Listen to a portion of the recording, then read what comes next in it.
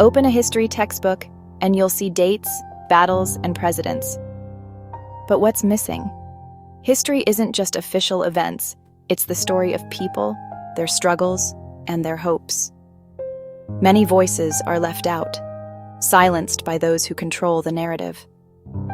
The powerful decide what's remembered and what's forgotten, shaping a version of the past that serves their interests. The stories of the wealthy and influential are amplified, while the lives of ordinary people become footnotes. This selective storytelling distorts our understanding of history. We're left with myths of progress, ignoring the conflicts and injustices that shaped our world. This essay uncovers the stories left out of racial violence, corporate greed, and government betrayal.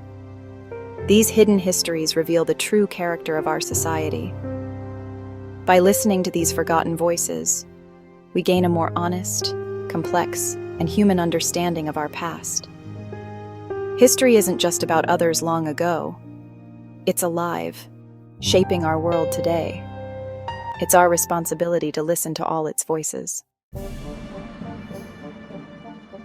The history we learn is usually top-down, focused on presidents, generals, and inventors. We hear about Columbus, but not the Arawak people whose world was destroyed. The Founding Fathers are celebrated, but their ownership of slaves is glossed over. This approach creates a tidy story of progress, erasing the messiness of real life and the struggles of the marginalized. History is used to inspire patriotism, not critical thinking, making injustice invisible. But real change comes from ordinary people, laborers, rebels, suffragists, whose struggles are the true heart of our nation's story. By ignoring these stories, we miss the lesson that collective action, not just leaders, drives history. In 1921, Tulsa's Greenwood district, Black Wall Street, was a beacon of black prosperity.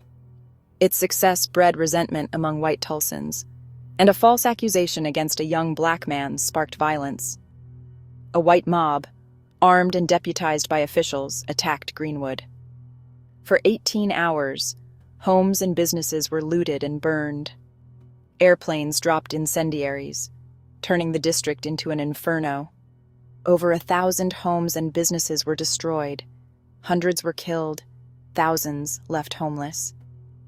The massacre erased one of America's most prosperous black communities in a single day. Official records minimized the death toll, but the true cost was staggering. Survivors were interned, and the community was left in ruins.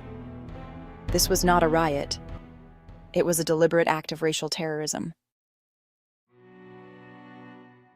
Survivors of the Tulsa massacre lost everything: homes, businesses, and loved ones. Insurance companies refused to pay, and the government offered no help. The trauma was lifelong, with memories of violence haunting survivors. For decades, Tulsa's tragedy was erased from history, omitted from textbooks, buried by silence. This denial was a second assault, invalidating the victim's suffering and ensuring no accountability.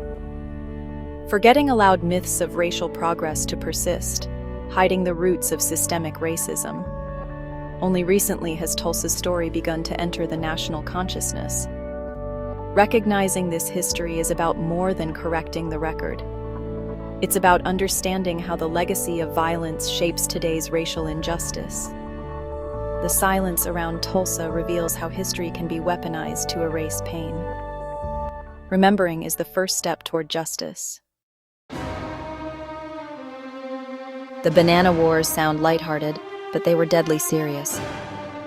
From the 1890s to the 1930s, the U.S. intervened in Central America and the Caribbean to protect corporate interests, especially the United Fruit Company. United Fruit controlled land, politics, and economies, exploiting workers and evading taxes. When local governments threatened profits, the company called for U.S. military intervention. Marines enforced corporate rule, propping up dictators and crushing resistance.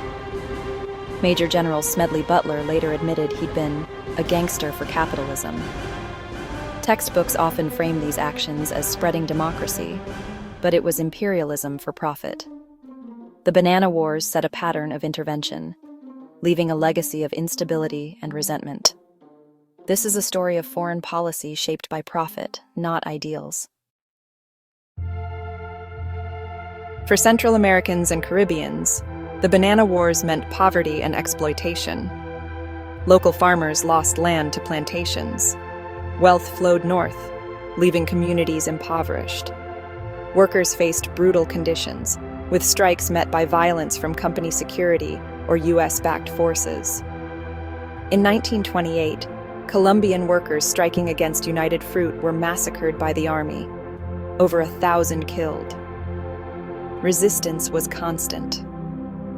In Nicaragua, Augusto Cesar Sandino fought US Marines, becoming a symbol of anti-imperialism. The US withdrew, but left dictators in power, fueling decades of oppression. Forgetting the Banana Wars lets us believe US interventions are always noble. But these stories reveal a history driven by corporate profit at the expense of democracy and lives. Understanding this past is key to seeing the roots of today's inequalities. Economic interests often hide behind patriotic rhetoric. The legacy of intervention still shapes the region. In 1932, amid the Great Depression, World War I veterans marched on Washington, demanding early payment of promised bonuses. Calling themselves the Bonus Army, over 20,000 veterans and families set up camps near the Capitol. They built organized, peaceful communities, led by Walter Waters, and petitioned Congress for relief. The House passed a bill, but the Senate rejected it. President Hoover saw the marchers as a threat. Despite their patriotism, the veterans were dismissed as agitators. Their peaceful protest was met with suspicion, not support. The Bonus Army's presence highlighted deep class divisions and the government's reluctance to help its own. These veterans weren't radicals. They were desperate citizens seeking justice. Their march was a powerful act of collective action. The stage was set for a confrontation between the government and its own soldiers. This episode exposes the gap between national myth and reality. The Bonus Army's story is a lesson in the power and peril of protest. After the Senate's rejection, thousands of veterans remained in Washington, with nowhere to go. President Hoover ordered their eviction. General MacArthur led the operation, joined by Eisenhower and Patton. Police violence sparked a military assault. Tanks, cavalry, and tear gas drove veterans and families from their camps. The main encampment at Anacostia Flats was set ablaze. Families fled as their homes burned. The government had turned its military against its own citizens. The nation was horrified by the betrayal of those who had served. The Bonus Army's destruction revealed deep class rifts and the limits of government compassion. Forgetting this event lets us believe our government always acts justly. Remembering it forces us to confront uncomfortable truths about power and justice. The bonus was finally paid in 1936, but the scars remained. The story endures as a warning about the cost of demanding justice. The stories of Tulsa, the Banana Wars, and the Bonus Army are part of a hidden history that challenges the official narrative. These episodes reveal the realities of racial violence, corporate greed, and government repression. Forgetting them blinds us to the roots of today's inequalities and injustices. Traditionally, the powerful wrote history, but that's changing. Activists, historians, and descendants are bringing these stories to light through monuments, museums, and art. Reclaiming the past starts with asking questions and seeking out silenced voices. We can read, listen, and preserve the stories of our communities and families. By doing so, we become active participants in history, not just passive consumers. Remembering the powerless gives us the knowledge to build a more just future. The past isn't dead.